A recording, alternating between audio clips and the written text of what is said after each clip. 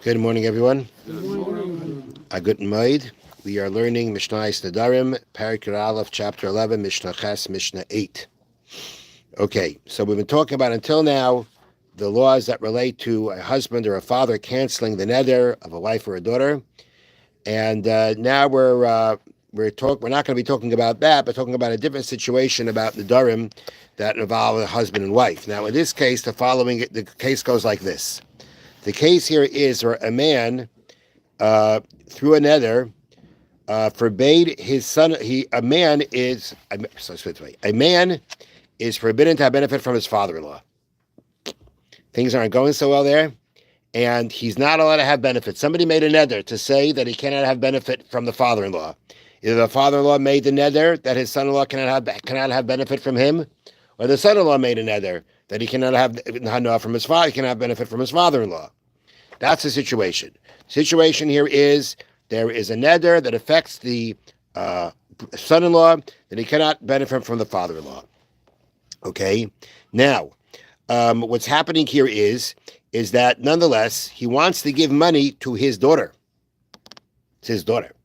He wants to give money to his daughter, who is the wife of this man who cannot have benefit from him. Now, the thing is like this. Anything that a wife is going to get during her marriage, the husband is going to have rights over it. So I'm read to you from the notes in number 2. If a married woman is given a gift, although it is her property, her husband has the right to use it and to take any income that it produces. For example, if she's given if she's given land, he may farm it and take the crops. If she's given money, it is used to buy land which the husband can farm. So at the end of the day, even if she receives property that belongs to her, he is going to have the rights of usage to it. If he can have the rights of usage to it, then that means he's benefiting from his father-in-law.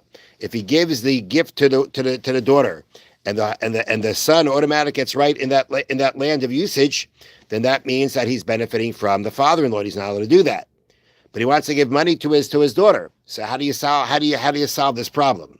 So let's read the Mishna now. Hamudar hana mechaisnai. Somebody who is prohibited by a neder to benefit from his father-in-law. Right? Someone is prohibited by a neder to benefit from his father-in-law. Who writes a lot says to be mice, and the father-in-law wants to give money to his daughter. But if he gives the money to his daughter, as we said, that money the husband will have automatic rights in those monies to use them. He would invest in them, buy a land, farm it, but he has automatic benefit. And he's not allowed to have that because the neder was made upon him that he can't have benefit from his father-in-law. He says to the daughter the following. These monies are given to you as a gift. Only on the condition that your husband has no rights to them. Now, how does he accomplish that? He accomplishes that by saying, the benefit that you can have from this money is what you basically put into your mouth. Meaning, what he is saying to her is that I'm giving you this money on the condition, or specifically, that you use it only for eating. Meaning, he is limiting her ownership over this money. He's giving her a gift of the money, but he's limiting the ownership. And he's telling her I'm giving this to you only for the purposes of feeding yourself.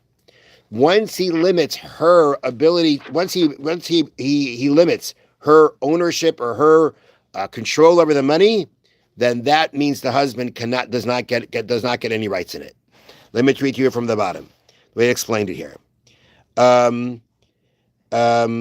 Since the wife has to use the money in a specific way, even she does not fully own it, and her husband has no rights in it at all.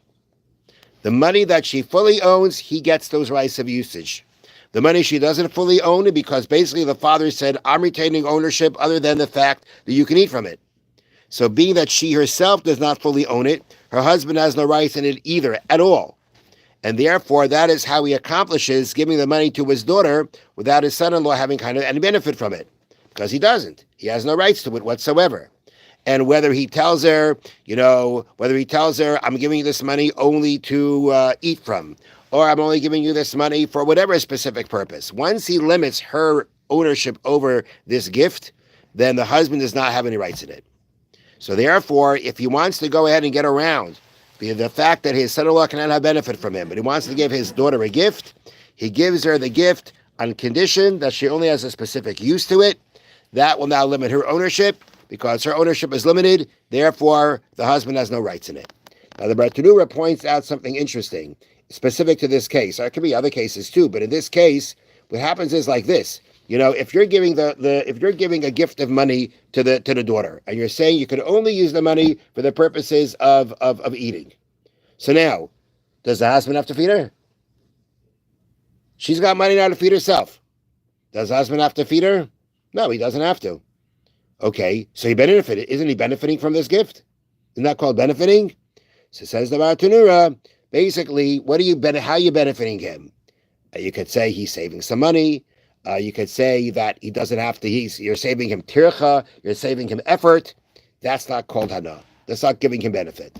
The fact that now he doesn't have to exert himself more in whatever way more he'd have to do for the purposes of feeding her, that's not considered a benefit for the laws of Nedarim, and therefore that's not a problem. So as long as he has no rights in the money itself, there's no problem giving the gift to his daughter without the husband having any rights and thus not breaking the neder that has been imposed upon the son-in-law, that either by himself or by his father-in-law, not to benefit from his father-in-law.